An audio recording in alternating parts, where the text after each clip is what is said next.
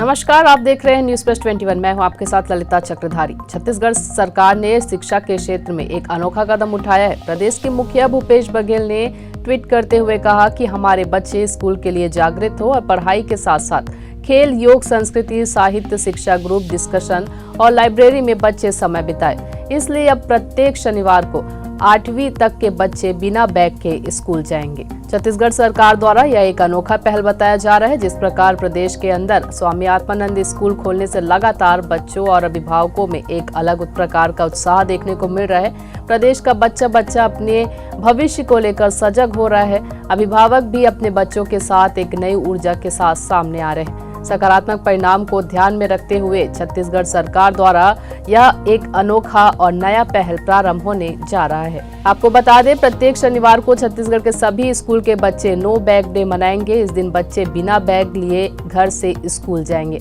बताया जा रहा है कि इस दिन सभी बच्चे स्वास्थ्य, योग, प्रदेश की संस्कृति, साहित्य और किताबों को पढ़ने में अपना समय व्यतीत करेंगे। रोज घर से बैग ले जाकर क्लासरूम में बैठने से बच्चों का भी मन कुंठित सा हो जाता है। इस कुंठित मन को स्वतंत्र करने के लिए छत्तीसगढ़ सरकार द्वारा यह एक अनोखा पहल प्रारंभ किया जा रहा है।